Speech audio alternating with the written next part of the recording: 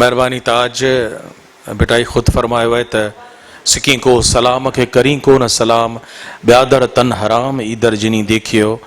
असांजी अॼोकी जेका लतीफ़ी रिहाण है उनमें ताज जो साईं अमर फयाज़ ऐं जामी चांडे साहब बेपनाह दिल खोले ऐं भिटाई जे सिलसिले जूं नयूं ऐं जेके बि तहक़ीक़ी रवायतूं आहिनि उन सां गॾोगॾु अॻिते विख वधाई ऐं भिटाई सरकार जे सिलसिले जे नए अंदाज़ जी गुफ़्तगू जेका आहे दौर हाज़िर मुताबिक़ उहा असां ताईं अवां ताईं पहुचाई।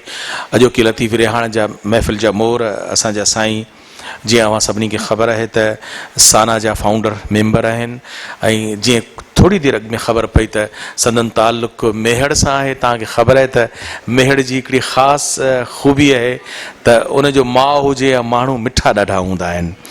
यकीनन इन करे ई संदन वालिद गिरामीअ संदन नालो मिठल रखियो। मिठायां मिठो घणो कड़ो न आहे कलाम सुकूती सलाम पिरियां संदे पार जो।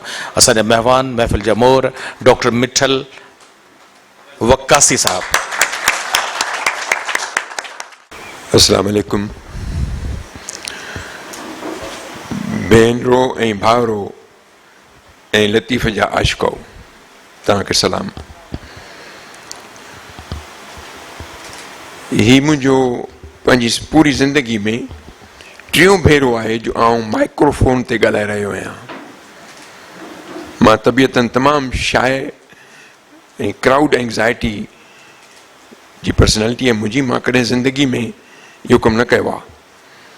पहिरियों दफ़ो 2014 में ज़ैबिस्ट में बि लतीफ़ जे हवाले सां कॉन्फ्रेंस कई जंहिंमें पार्खू हुया। ॿियो दफ़ो टियों ॾींहुं असां कराची में मैरियाट होटल में हिकिड़ो इंटरेक्टिव सेशन कयो आहे जंहिंमें मूंखे ॻाल्हाइण जो मौक़ो मिलियो आहे। हीउ टियों दफ़ो मुंहिंजी पंहिंजी ज़िंदगी जो तजुर्बो आहे। तंहिंजे करे आउं हिकिड़ो ओपरो माण्हू आहियां। हिकिड़ी लेटरल एंट्री आहे लतीफ़ सां। हिकिड़ो नो वॉइस नवेल आहियां। मुंहिंजे ख़्यालनि में पक सां को तसलसल बि न हूंदो शायदि। पार्खुनि जे विच में बीठो आहियां ऐं मूंखे पक आहे त असांजा पार्खू जेके आहिनि से रुगो सिंध जी जाग्राफी जी हद ताईं पार्खू कोन्हनि के। असीं जेकॾहिं उन्हनि खे तनक़ीदी ऐं कंपेरेटिव स्टडी सां ॾिसंदासीं ऐं मूं उन जो तज़किरो कयो आहे त असांजा पार्खू तव्हां भली ऑक्सफर्ड वञो या हार्वर्ड वञो तव्हांखे पंहिंजी शान मथे सिंध जो करे ॾेखारींदा। उहे घटि न आहिनि ऐं मूंखे उन्हनि जो अहसासु आहे। मूंखे ख़बर आहे। बहरहाल ॻाल्हि आहे त मां पेशेवर तरीक़े खां फिज़िशियन आहियां, तबीब आहियां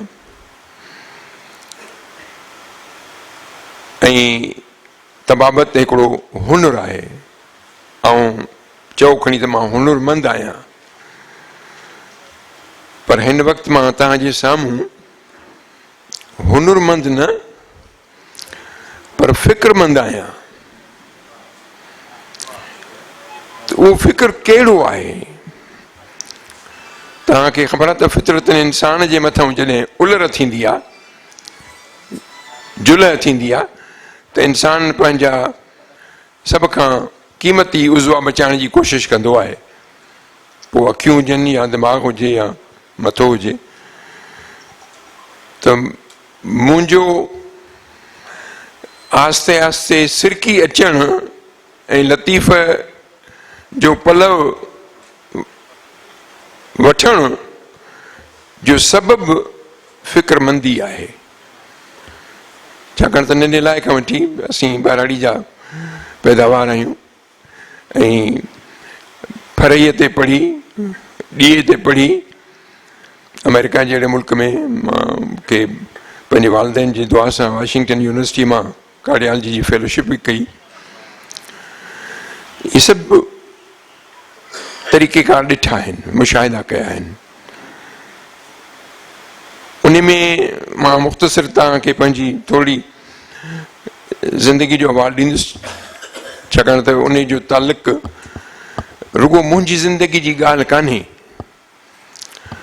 तव्हांजी असां सभिनी जी ज़िंदगी जो अहवालु आहे। छाकाणि त असां सभई हिकिड़े मखसूस दौर जा रहाकू आहियूं ऐं उन दौर जा मुशाहिदा ऐं करिश्मा ऐं तकलीफ़ूं जेतिरियूं मूं ॾिठियूं उहे तव्हां ॾिठियूं ऐं जेकॾहिं मां पंहिंजी ॻाल्हि कंदुसि त उहा तव्हांजी ॻाल्हि आहे, असां सभिनी जी ॻाल्हि आहे। तंहिंजे करे मुंहिंजी कहाणी असां सभिनी जी कहाणी आहे।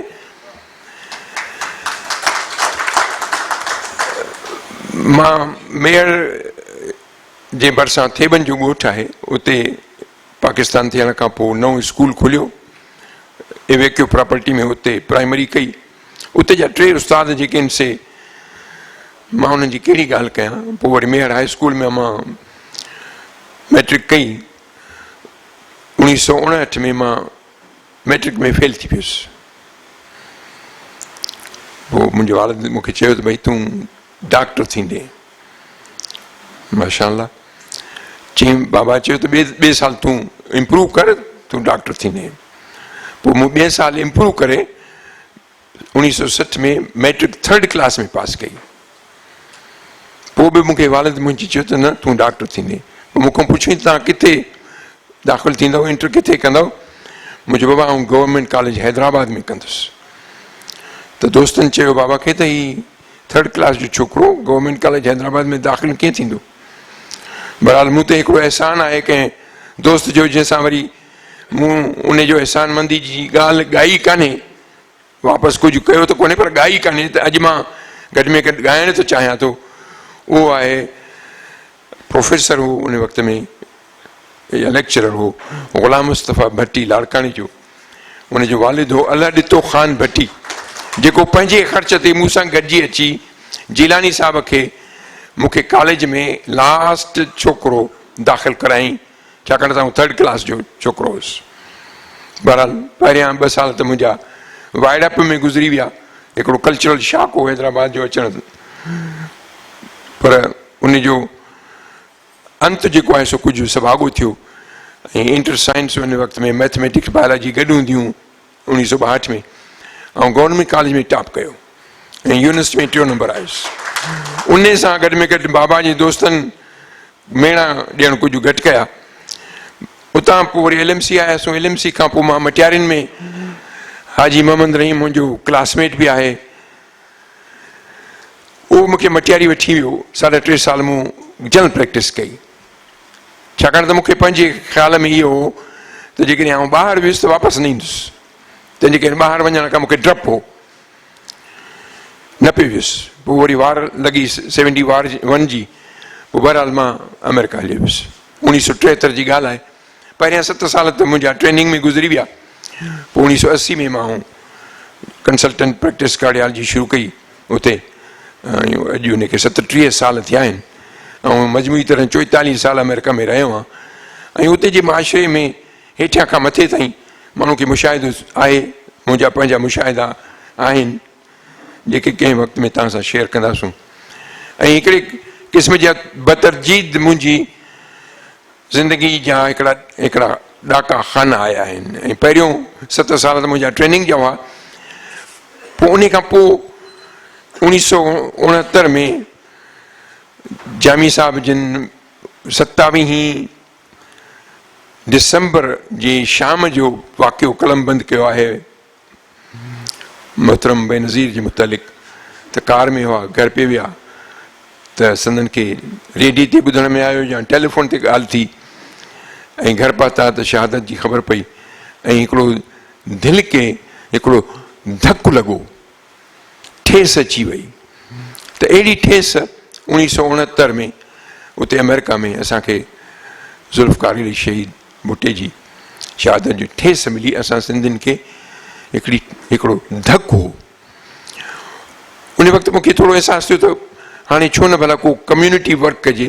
त उन 79 खां वठी तक़रीबन 94 ताईं ऐं साना जो फाउंडिंग मेंबर, यानी साम्हूं न आहियां बल्कि साना खां अॻु जो बि मुंहिंजो उन में हिसो हुयो,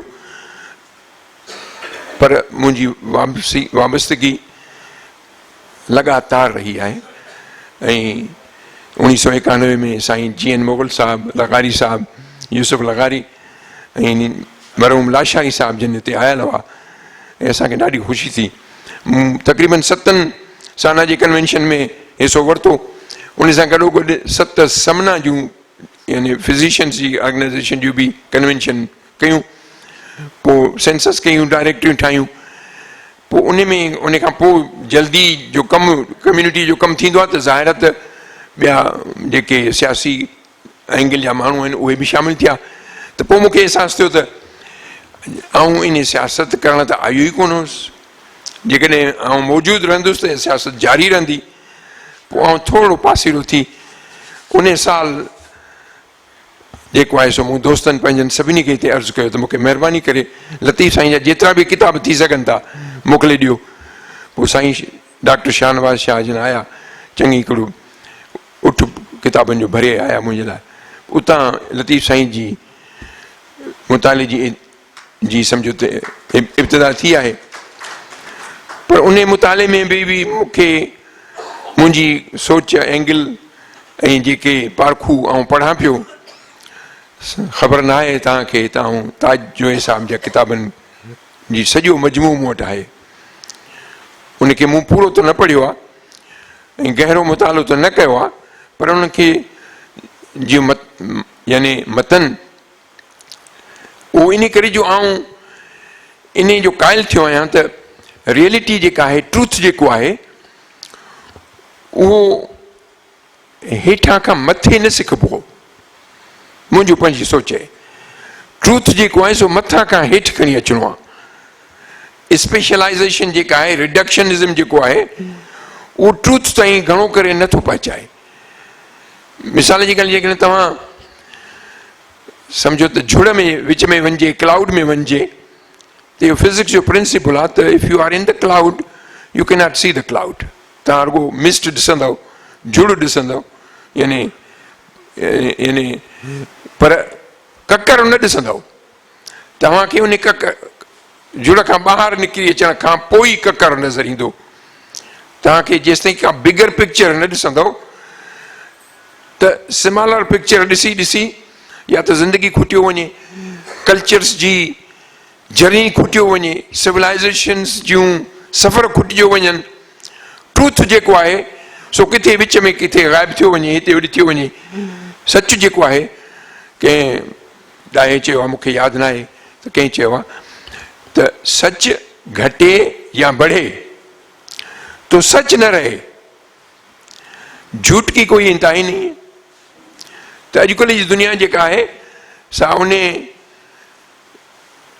फैक्ट खे या इंफॉर्मेशन खे जेका मैनिपुलेट करे पेश करे पई थी, उन जी का इंतहा ई कान्हे का।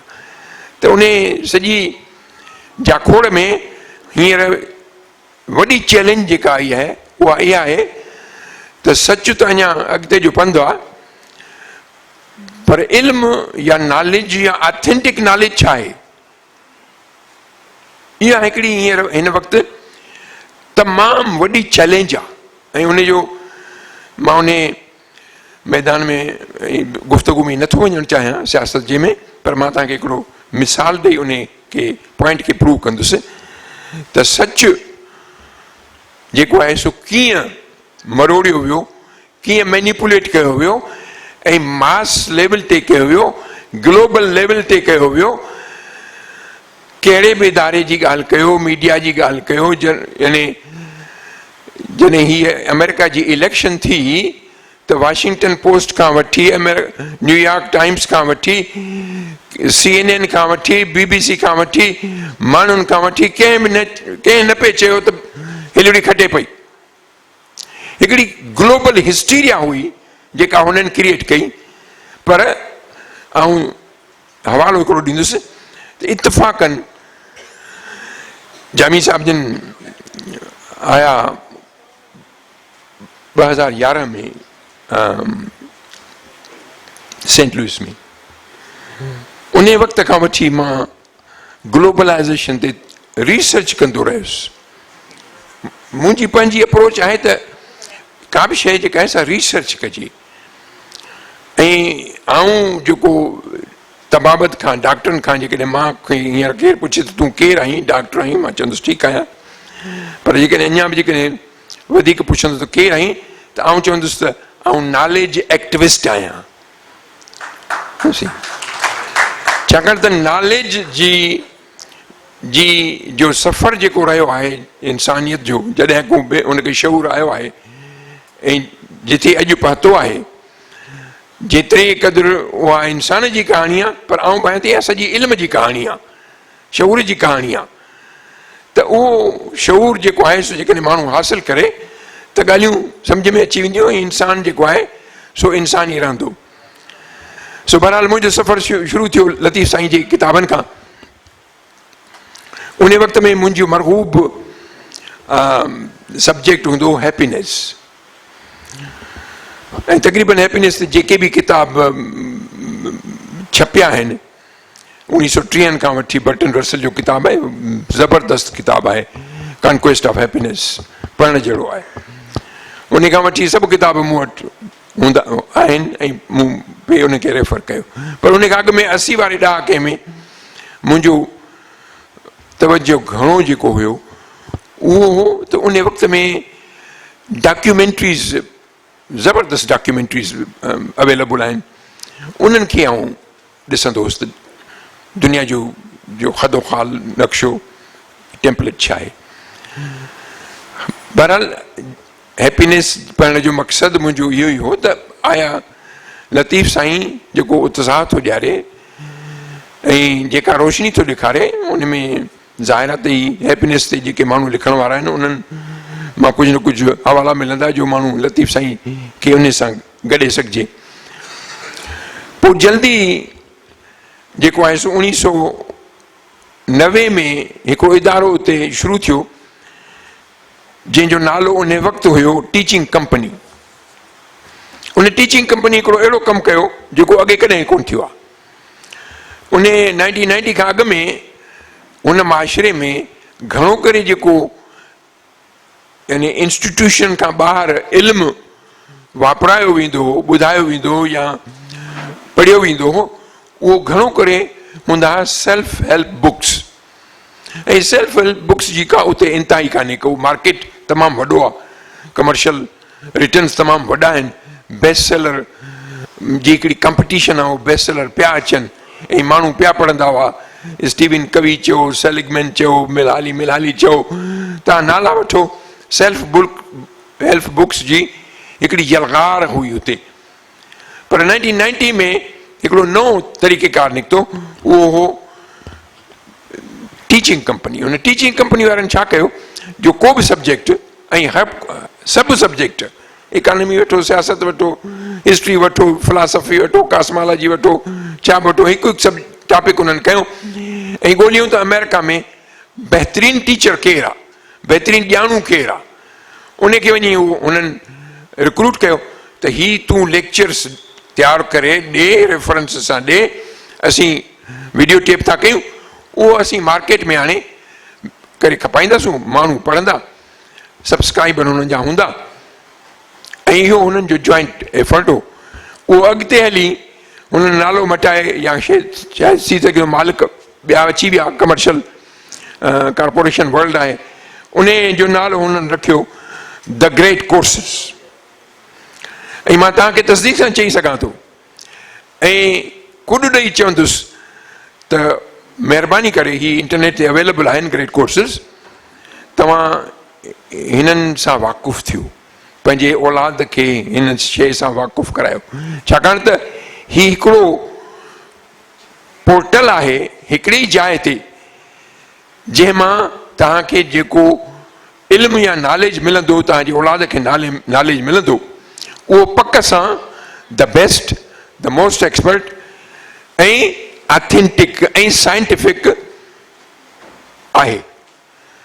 छाकाणि त उनजो तजुर्बो तव्हांखे मां अर्ज़ु कयां त कीअं थियो त जॾहिं ही इलेक्शन थी ट्रंप जी ऐं सॼी हवा हुई त हिलरी खटे पई, त छाकाणि त मूं रिसर्च पई कई ग्लोबलाइज़ेशन ते, उन में ग्लोबलाइज़ेशन में जेके बि हवाला हुआ या किताब हुआ, उन्हनि वीडियो कैसेट से ऑडियो कैसेट से जेके मूं मुतालो बि कयो ऐं पंहिंजो जेको 44 सालनि जो मुशाहिदो मुंहिंजे हिते ग्रासरूट लेवल जे माण्हुनि सां हुयो त हिते उहे दोस्त बि कोन्हनि, डॉक्टर सुलेमान शेख साहब ऐं डॉक्टर शाहनवाज़ शाह, उन्हनि खे 6 महीननि खां अर्ज़ु कंदो पिया आयुसि त साईं हिलरी कोन पई खटे।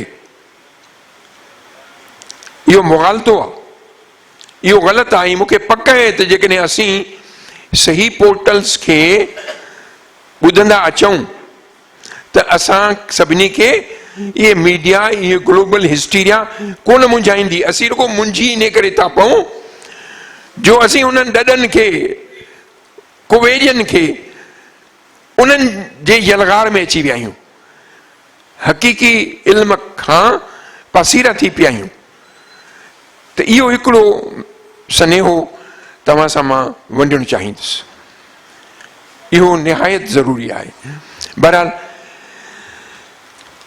हिननि जी पोर्टल जी मदद सां आऊं लतीफ़ साईं ते पे सोचियो त लतीफ़ साईं खे कंहिं बिगर पिक्चर में कीअं पेश कजे, छाकाणि त हितां जो तव्हांजो जेकी जाखोड़ ऐं जेके उत्साहींदड़ कारनामा, कारवायूं, मीटिंगूं, गॾिजाणियूं, किताब, लेक्चर नंढड़नि नंढड़नि ॻोठनि में भाईंदो पबुण जो को ॻोठ आहे जिते जामी साहब वञी लेक्चर ॾिनो आहे। ऐं उन लेक्चर जी मयार मां पियो ॾिसां, पढ़ां, वरी पियो पढ़ां ऐं पियो सोचां त ऑडियंस कहिड़े क़िस्म जो हूंदो। त उन में मुवाफ़क़त मूंखे घटि पई नज़र अचे त हिन ऑक्सफोर्ड या हार्वर्ड जे लेवल जो लेक्चर पबुण जे शहर में पियो थो ॾिनो वञे। इहो हिकिड़े क़िस्म जो मोह मुंहिंजे लाइ, यानी तव्हांजे अदबी हल्कनि जी जेका चुरपुर आहे सिंध में, उन्हनि चुरपुर खे ॾिसी ऐं जॾहिं सिंध खे ऐं सिंध जे अवाम खे या हिन ख़िते खे ॾिसजे थो त हिकिड़ी ममासिलत नज़र नथी अचे, हिकिड़ी डायकाटमी आहे, हिकिड़ो शिज़म थो नज़र अचे। ऐं अदबी हल्के जी एक्टिविटी जेके आहिनि से आउट ऑफ प्रोपोर्शन आहिनि, उन्हनि जो ऑडियंस महदूद आहे, उन्हनि जो ऑडियंस घटि आहे, क्वालिटी तमामु बहितरीनु आहे। ऐं उहो उन जो वरी मूंखे ॾुख थो थिए त ही दर्द कीअं दूरि कजे। ऐं लतीफ़ साईं जेकॾहिं मां सोचियो पियो त भई आउं कोशिशि करे जेकॾहिं को तर्जुमो कयां कंहिं ॿोलीअ में हेॾा होॾा, त मूंखे पंहिंजे ज़हन में लतीफ़ साईं खे उन्हनि खे इंट्रोड्यूस करणु न, मुंहिंजी कोशिश कावश इहा आहे त लतीफ़ साईं खे पंहिंजो मुक़ाम ॾियारणो आहे।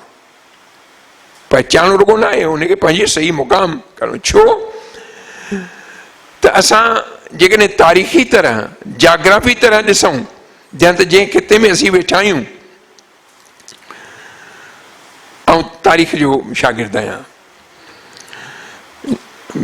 निहायत यानी उत्साह सां शागिर्द आहियां, छाकाणि त तारीख़ पढ़ण खां सवाइ माण्हू खे ख़बर न पवंदी त माण्हू किथे बीठो आहे। माण्हू खे हिकिड़ी चवणी आहे त जेकॾहिं तव्हांखे कंपस मिली वञे समुंड में त तव्हांखे ॿुधाए त नॉर्थ किथे आहे, साउथ किथे आहे, ईस्ट किथे आहे, वेस्ट किथे आहे। उन खां पोइ बि कंपस हेल्प न कंदी जेसिताईं तव्हांखे ख़बर पए तव्हां किथे बीठा आहियो। त मूंखे हिकिड़ी इंस्पिरेशन पई मिले त लतीफ़ साईं खे इंट्रोड्यूस करणु या सही मुक़ाम पहचान जो तरीक़ेकार इहा आहे त लतीफ़ साईं जी जेका अप्रोच आहे, जेका उनजी सनेहो आहे, उनजी जेका मैसेज आहे, उहो ज़ाहिर कजे। छाकाणि त उहो मैसेज जेको आहे सो रुगो सिंधियुनि जे लाइ आहे कोन। जेकॾहिं उहो यूनिवर्सल थी वेंदो त पोइ उन खां पोइ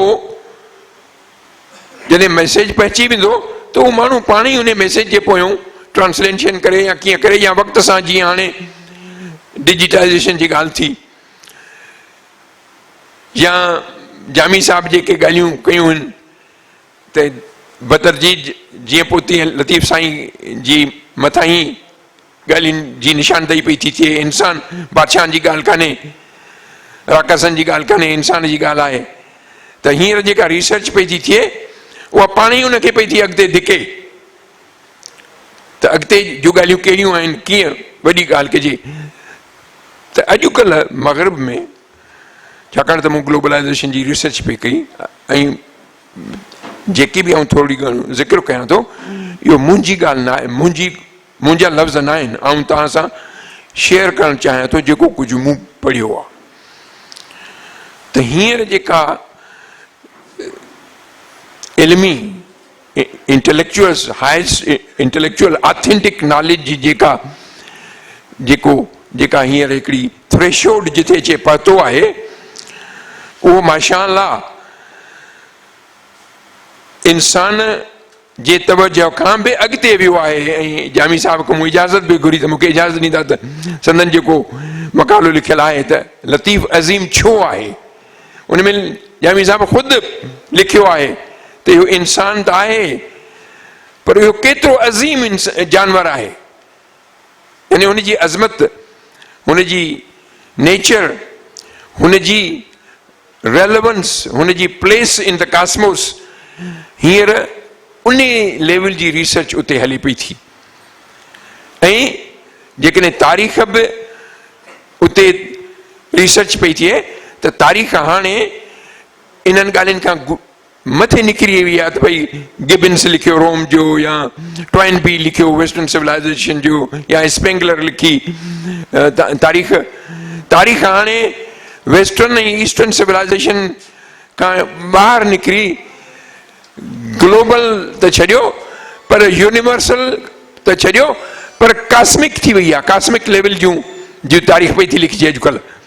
हिकिड़ो लेखक आहे डेविड क्रिश्चियन, सैंडिगो यूनिवर्सिटी जो प्रोफेसर आहे, उन हिस्ट्री लिखी आहे, उनजो नालो लिखियो अथई बिग हिस्ट्री।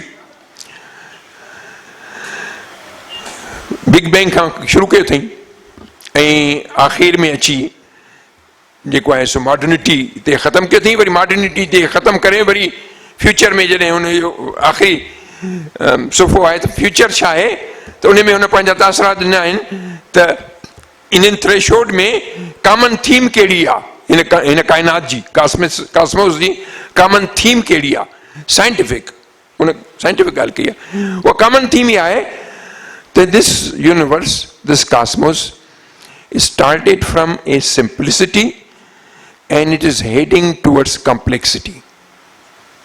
इहा आहे हुनजी थीम। उन थीम खे पोइ हुन वरी वधीक वाज़े कयो आहे त अॼुकल्ह जो इल्मु जेको आहे अहिड़ी तरह सां जेकॾहिं चवनि था त ही इंसान जी तारीख़ जेका आहे का हिकिड़ी ॻाल्हि आहे, छाकाणि स्टोरी आहे, छाकाणि human being is a story animal, त स्टोरी खे बि हुननि बिग स्टोरी करे पेश कयो आहे।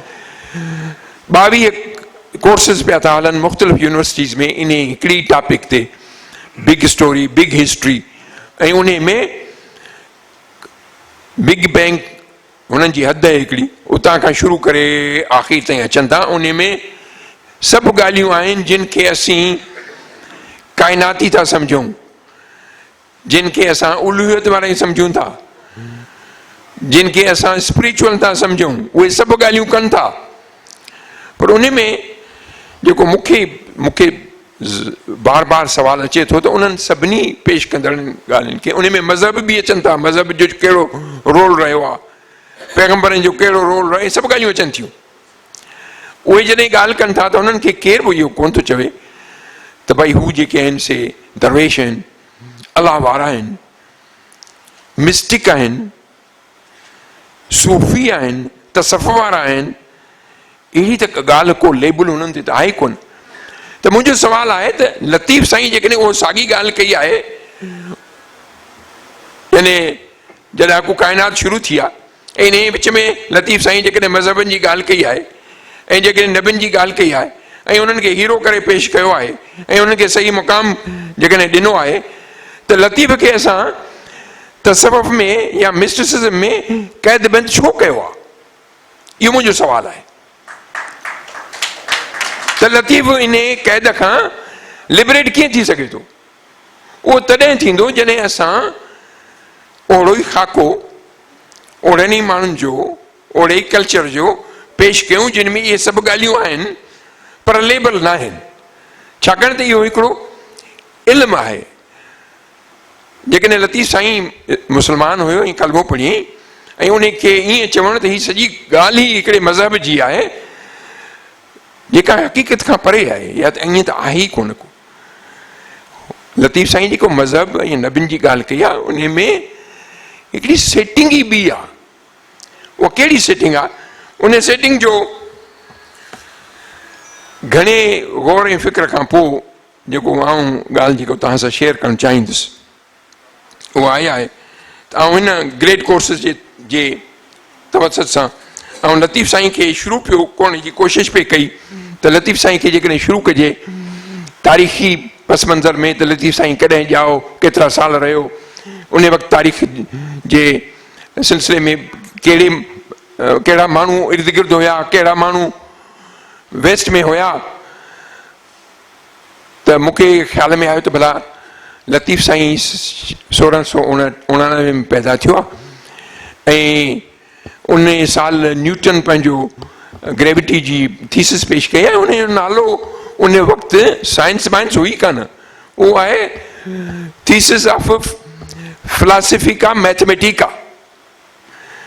रॉयल कॉलेज जो जेको मैगज़ीन निकिरंदो हो उन जो नालो हो फिलासफिकल ट्रांसलेशंस। साइंस जी ईजाद, साइंस जो लफ़्ज़ न्यूटन खां शुरू थियो आहे, छाकाणि त न्यूटन हिकिड़ो एॾो वॾो कमु करे ॾेखारियो जो माण्हुनि में हिकिड़ो कॉन्फिडेंस पैदा थियो त छा इंसान इहे सोचूं करे सितारनि जो हिसाब करे हिकिड़ी साइंस जे ख़्याल खां इहे ॻाल्हियूं प्रूव करे सघे थो। इंसान एॾो वॾो आहे, एॾो त साइंस में तमामु वॾो हिकिड़ो कॉन्फिडेंस पैदा थियो। ठीकु आहे, त लतीफ़ साईं जंहिं ज़माने में पैदा थियो आहे 1689 खां वठी 1752 ताईं, उहो ज़मानो हो जिन खे असीं चऊं था इनलाइटेंड फिलासफर्स। त मूं दिलि में ख़्यालु कयो त भला जेकॾहिं असीं लतीफ़ साईं खे जेके बि इनलाइटेंड फिलासफर्स आहिनि उन्हनि जूं जेकॾहिं थीसिस जेकॾहिं गॾु करे ऐं हिकिड़ी हिकिड़ी थीसिस जेका आहे ऐं लतीफ़ साईं जे रिसाले में ॻोल्हियां। पहिरीं ॻाल्हि त लतीफ़ साईं जो पारखो आहियां ई कोन, पर मूंखे इहो एतिरो कॉन्फिडेंस में कयो हो त जेकॾहिं हिकु दफ़ो मां हुननि जो ख़्यालु ऐं हुननि जी आइडिया ॻोल्हे ऐं दोस्तनि वटि, साईं वटि, जामी साहब वटि, ताज जोए साहब वटि, डॉक्टर गफूर साहब वटि पहुचंदुसि त उहो ज़रूरु माण्हू ॻोल्हे वठंदो जेकॾहिं आहे त। ऐं मूंखे पक हुई त आहे, ऐं कुझु त मुंहिंजा पंहिंजा बि अंदाज़ा हुआ ऐं उहे उनखे तस्दीक पिया कनि था आहे। त मुंहिंजो त ठीकु आहे, इनलाइटेंड फिलासफर्स लतीफ़ छाकाणि में दौर जी पैदावार वोल्टेयर आहे, रूसो आहे, इहे उन जी पैदावार आहे। उन खां पोइ जेको मग़रिब हींअर आसमान ते वञी पहुतो आहे, ॾिसां त ठीकु आहे, लतीफ़ पंहिंजे ख़िते खे जेको आहे सो आसमान अकेलो त कोन पियो पहुचाए सघियो, न को पहुचायो अथई, पर फ़िक्र कहिड़ो ॾेई वियो आहे, फ़िक्र आया उहो साॻियो इनलाइटेंड वारो ॾेई वियो आहे, न ॾेई वियो आहे। जेकॾहिं ॾेई वियो आहे त लतीफ़ खे जेकॾहिं इनलाइटेंड फिलासफर सॾिजे बजाए इन जे त ओलिया आला हो त ईअं छो न कजे। इहा बि हिकिड़ी क़िस्म जी पॉज़िटिव शइ आहे लतीफ़ साईं खे लिबरेट करण जी। त उन ते मूं कमु पे कयो, पर उन्हनि कोर्सिस में वरी जेका तमामु बहितरीनु ॻाल्हि आहे त उन्हनि में रेफरेंसिस हुआ ऐं बहितरीनु रेफरेंसिस आहे, छाकाणि त ऑथेंटिक रेफरेंसिस हुआ, एक्सपर्ट रेफरेंसिस हुआ। त उन रेफरेंस में जॾहिं आउं वियुसि त मां तक़रीबन महीनो ॾेढ थिए त मां, छाकाणि त हिस्ट्री सां मुंहिंजो जो लॻाउ हो त नालो आयो बिग हिस्टोरियंस में, टॉइनबी जो आयो, स्पेंगलर जो आयो, हिकिड़ो नालो आयो डेनियल बूटस्टन।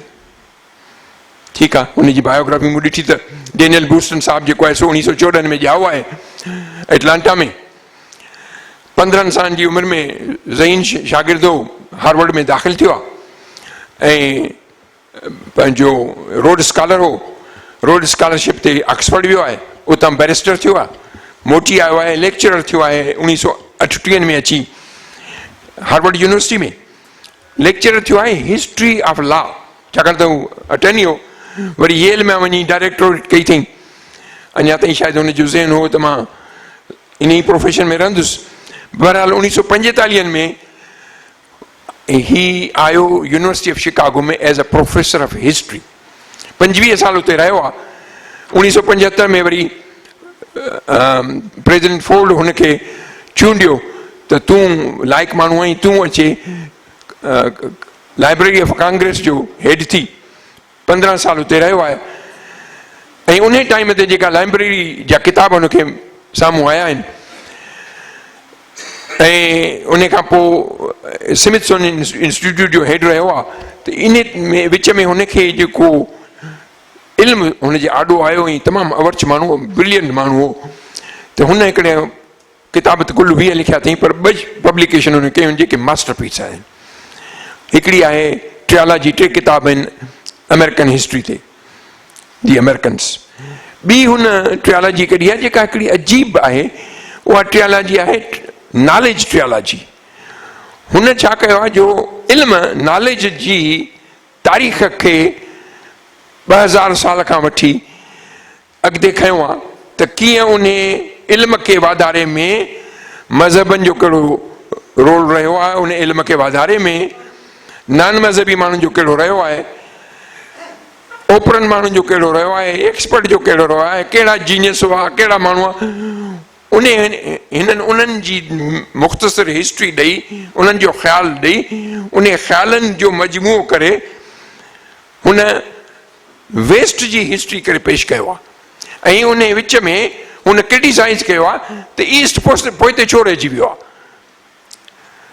ऐं इहा हिकिड़ी मुंहिंजे ख़्याल में तमामु हिकिड़ी पॉज़िटिव शइ मुंहिंजे लाइ त हिकिड़ो माण्हू 20वीं सदी जो जेको आहे सो चोटी जो ॼाणू आहे ऐं उहो माण्हू हिकिड़े अजीब तरीक़े सां हिस्ट्री नॉलेज जी हिस्ट्री ऐं वेस्ट जी हिस्ट्री खे करे थो ऐं ईस्ट खे हर नमूने दर्जे ते अचे क्रिटिसाइज़ थो करे त इहो ईस्ट खे हिते पोइते रहिजी वियो, हिते पोइते रहिजी वियो, हिते पोइते रहिजी वियो, छो रहिजी वियो। त उन में ईस्ट जी ॻाल्हि में असांजी सिंध जी ॻाल्हि अचे थी। बहरहाल इहो मुंहिंजे लाइ उत्साह थियो। इहो महीनो खनि अॻु में थियो, उहे थोरो घणो जेको मूंखे तकड़ में शयूं मिली सघियूं उहे मूं इंटरनेट ते गॾु करे साईं जामी साहिब वारनि सभिनी सां शेयर कयूं ऐं आयुसि पे त मूं अर्ज़ु कयो डॉक्टर गफ़ूर साहिब खे बि ऐं डॉक्टर सुलेमान साहिब खे त मलिका गॾिजाणी कयूं जंहिंमें आऊं ही जेको बि कुझु मुंहिंजे साम्हूं ॻाल्हियूं आयूं उहे उते दोस्तनि सां शेयर कयां।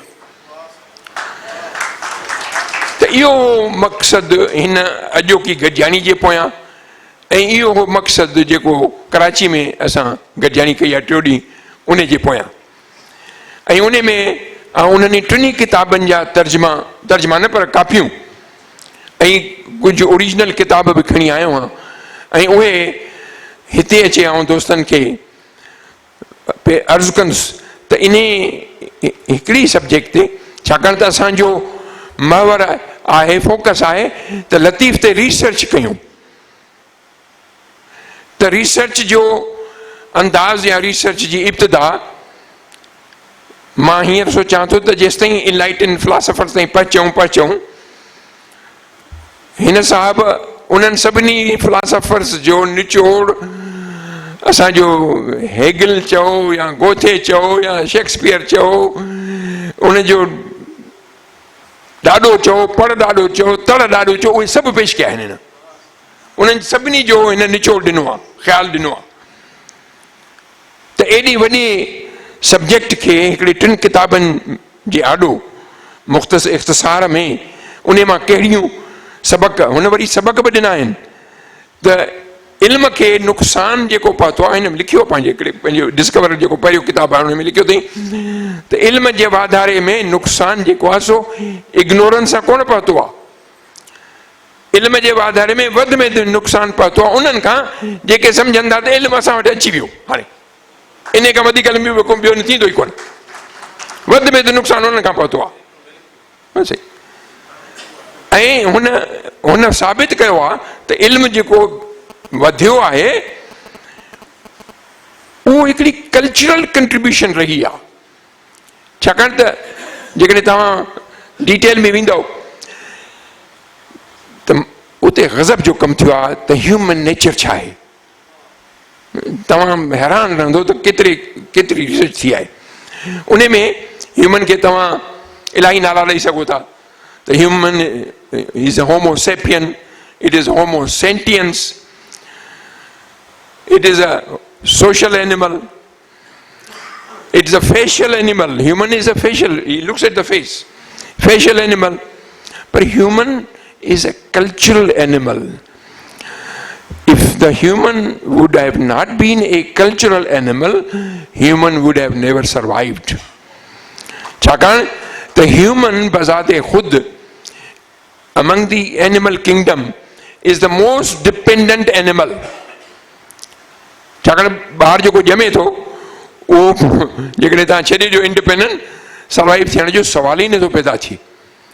ॿियनि जानवरनि में तिॾिन में हेॾां होॾां बैक्टीरियाज़ में बर्थ खां पोइ उन्हनि ते जी डिपेंडेंसी न रही आहे। इहो हिकिड़ी मनफ़रत शइ आहे त इंसान जेको आहे सो द मोस्ट डिपेंडेंट एनिमल आहे।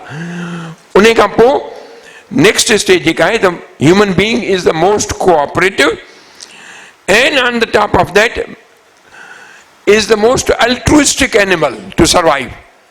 तो चवंदा आहियूं न असां त भई ही दुनिया हले पई थी किन चङनि माण्हुनि जे करे, त उहे चङा माण्हू उहे आहिनि जेके सेल्फलेस आहिनि, जेके जामी साहिबु बार बार चवंदो आहे त हीउ किरदारु जेको आहे लतीफ़ साईं चए थो त सेल्फलेस किरदारु थियो, उन्हनि जे करे दुनिया अॻिते वधी आहे। टियों आहे त division of labour, division of labour खां ही सोसाइटी ठही न सघे हा। ऐं चोथों जेको तमामु अहम आहे उहो इहो आहे त ह्यूमन जेकॾहिं थ्राइव कयो आहे, सर्वाइव खां पोइ जॾहिं थ्राइव कयो अथई त उन जो बुनियादी सबबु आहे त knowledge is a collective property. Knowledge जेको हींअर पेटेंट पियो थो थिए, इट इज़ एंटी ह्यूमन। इहो इंसानियत जे ख़िलाफ़ु आहे त नॉलेज ओनरशिप हुजे नॉलेज जी, ऐं नॉलेज जेको आहे सो पेटेंट पियो थिए, इहो इंसानियत ह्यूमैनिटी जे ख़िलाफ़ु आहे। त knowledge is a collective property. त उन कलेक्टिव प्रॉपर्टी में जेकॾहिं बूरसन साहब असांखे वेस्ट जो पॉइंट ऑफ व्यू थो ॿुधाए थो, त उन कलेक्टिव नॉलेज में असां जेकॾहिं ईस्ट जो करे वठूं, छाकाणि त वेस्ट अॼुकल्ह पाण खे सम्झे थो त anything west of Indus river is west. अॻे कुझु वक़्तु हूंदो त भई ठीकु आहे इजिप्शियन सिविलाइज़ेशन वेस्ट, पोइ वरी आस्ते आस्ते चवंदा न मेसोपोटेमिया बि असांजी आहे, परशा बरशा त पाण ॻाल्हाए, हाणे त मुर्गो पाता आहिनि इंडस रिवर जे राइट बैंक खां वठी सम्झनि था त इहो सॼो वेस्ट आहे, बाक़ी ईस्ट आहे। ठीकु आहे, भला जेकॾहिं ईस्ट आहे, इंडस रिवर खां ईस्ट जेको आहे त वठो जियोग्राफिकली त लैंड मास जेको आहे तव्हांजो ईस्ट जो, ईस्ट ऑफ इंडस रिवर खां वठी तव्हां हुन में चाइना अची थी वञे, इंडिया अची वञे, रशिया अची थी वञे, the biggest land mass is that east. वरी अचो पॉपुलेशन ते त ऑलमोस्ट 2/3 ऑफ द पॉपुलेशन जेका आहे उहो अगेन इज़ द ईस्ट। वरी अचो कल्चर सिविलाइज़ेशन जी ओरिजिन ऐं उन जी इंट्रिकेसीज़ ऐं कॉम्प्लेक्सिटी, त एब्राहमिक रिलीजन जेके आहिनि उहे त 1400 सालनि जा आहिनि, हू त आहिनि 3000 सालनि 5000 सालनि जा। त ईस्ट जेको आहे उन जो कदो काठ जेको आहे सो वेस्ट जे मुक़ाबले में तमामु वॾो आहे। हीअ त 500 सालनि में जेको हिकिड़ो वकिरो ईअं तेज़ थी वियो आहे, उन्हनि में हिकिड़े हद ताईं पहुता आहिनि, उन जो बि जोहर असीं तोरे मापे सघूं था त किथे बीठा आहिनि। चंड ते भली पहुचनि, मार्स ते भली लहनि, पर हींअर सवाल जेको आयो आहे उहो सवाल रुगो ईअं कोन आयो त तवजो कयो इंसान ते, पर जीअं जामी साहब लिखियो आहे त इंसान, पर कहिड़ो इंसान, कहिड़े जोहर वारो इंसान। पर उहो बि छॾियो, उन खां वधीक हींअर जेका हुनखे क्राइसिस आहे, जेका जामी साहब निशानदाही कई, त क्राइसिस हुननि खे इहा आहे त जीअं उहो डगनि जी गोई थींदी आहे न, त हिकिड़ो गोए हाराए वियो, छो चई साईं लाॾू ढगो हो, लड़ी वियो हेॾां गोए जे हुन मैदान मां वकिरे मां निकिरी वियो लाॾू ढगो। हींअर वेस्ट जेको आहे उहो इंसान खे सही सम्झण में हिकिड़ो लाॾू ढगो थी पियो आहे। छो त हुन छा कयो आहे, जो ब्रेन खे हुनजी जेका साइंटिफिक रिसर्च कई अथई, उन रिसर्च में हुन अधु ॻाल्हि खे, जीअं चइबो आहे न त ला इलाहा इल्लल्लाह, त ला इलाहा पढ़े थो, इल्लल्लाह कोन थो पढ़े। हुन अचे इन ॻाल्हि ते पहुतो आहे त intellect is everything, rationality is everything. ठीकु आहे, उन रैशनैलिटी ऐं इंटेलेक्ट खे वरी हुन जेको आर्टिफिशियल इंटेलिजेंस में आणे, उनखे हींअर हू कमर्शलाइज़ ऐं कंज़्यूमराइज़ पियो करे, ऐं उन मां बिलियंस एंड बिलियंस डॉलर पियो ॾिसे ऐं पियो कमाए। इन विच में हिन हज़रत इंसान जो छा थियो, उनजो असर कहिड़ो थियो, हींअर वॾे में वॾी क्राइसिस आहे त what does it mean to be human. तव्हां रिसर्च करे ॿुधायो त कल्चर बि आहे, सोशल बि आहे, पर human is a self aware animal. उन सेल्फ अवेयरनेस में he wants to find out his place in this cosmos. He only not finds out wants to find out, he's asking animal, he wants to find out, who am I related to? Am I related to few chemicals? Am I related to something more than that? What is consciousness? Is it a chemical composition?